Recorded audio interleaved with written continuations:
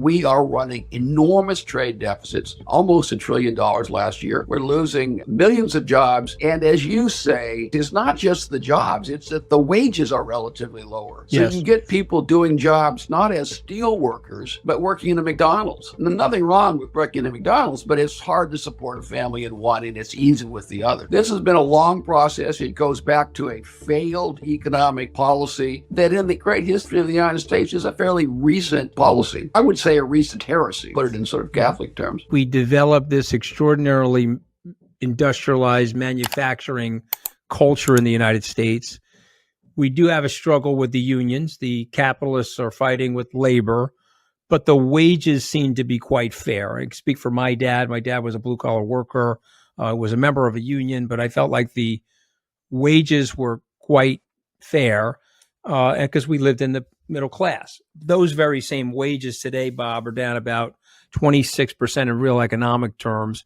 So just for the benefit of our viewers and listeners, what happened? What were some of the seminal steps that hollowed out manufacturing and caused this offshoring of manufacturing and this dilemma? And again, I'm not blaming anybody, but I just want our viewers and listeners to understand how we went from these high-paying, middle-class, blue-collar jobs to where we are today. Well, I mean, let's sort of take a step back, because this is one of the big contributions of the Trump administration, and one of the things that I've sort of spent my life worrying about. If you think of the long history of American trade policy, for most of that history, we used tariffs and other actions to build up our industry. After World War II, there was kind of a movement in the direction of kind of free trade. It made sense probably for a lot of reasons. We were the biggest economy in the world. We wanted to defeat communism. We wanted to rebuild Japan, rebuild Europe, and a lot of things like that. So you had a series of trade negotiations, and those trade negotiations very quickly got rid of the barriers to trade. And for a long time, that wasn't a big deal because trade was not that big a part of our GDP. And we were so much bigger than everyone else, it probably didn't make a lot of difference. The notion of free trade is that there is that we make what we're real good and that someone else makes what they're real good, and we trade it and we're both sort of better off in economic terms.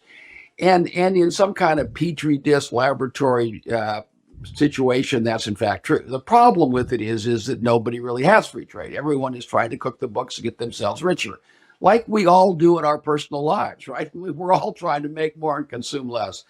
So anyway, we sort of fast forward to the 90s. By the time we get to the 90s, and at this point, you've already seen a fall off in manufacturing, right? Because remember, Ronald Reagan was elected in the 80s, largely at the margin with working class. They were called Reagan Democrats. They were working class people who had always voted Democratic, and now all of a sudden we're voting for the Republicans, because you could already see it happen. As I said, Ashtabula, my hometown, was already at its peak. It was already starting to head in the wrong direction.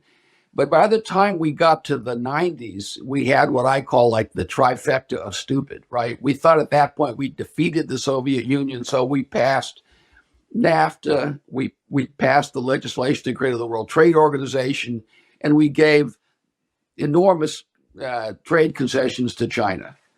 And we did all those three things in the Clinton administration during a short period of time. But I don't want to be partisan, because it was as much or more Republicans who were the problem as Democrats. It was by no means just Clinton, but he happened to be president and he supported it. So we did these three very stupid things. And then we saw this kind of trend that free trade was hurting us accelerate dramatically. So you could think of jobs, manufacturing jobs, as going like this. And then we got to the 90s and they dropped like this, and you lose like 5 million jobs. And it was all because of bad policy. And it goes back to this basic notion that, we're going to be free traders in a world where no one else is free traders. And then you factor into that China, right, which is a totalitarian and predatory, trying to build up their own strength, their own military, and they took advantage of the rules, and we never really reacted to it. And so you end up with all these workers slowly starting in the late 70s and 80s, but accelerating dramatically in the 90s. And you have all these workers who were sort of told they're stupid or lazy, or it's unions are the problem, or your management is dumb, or, we can't compete. And really what the problem was, a faulty notion. We drifted away from the notion of America as producers and as workers. And we went to one of price optimization and globalization and corporate profits. And that was a fundamental break. America is great because American workers have communities and they take care of themselves, and there's a dignity in work. They're proud of the fact that you're proud of the fact that your father had a job. He was a foreman, right? He was a big guy, right? And you're proud of that. When you don't have those middle class jobs, you lose that. And you get income inequality, which we've seen grow dramatically. You get these so-called deaths of despair. You see this enormous change between the life expectancy of college graduates and non-college graduates in a way that you don't see in other parts of the world. And part of the reason for that is that we are running enormous trade deficits, almost $1 trillion last year. We're losing millions of jobs. And as you say, and your kind of principal point you introduced me, it's not just the jobs, it's that the wages are relatively lower.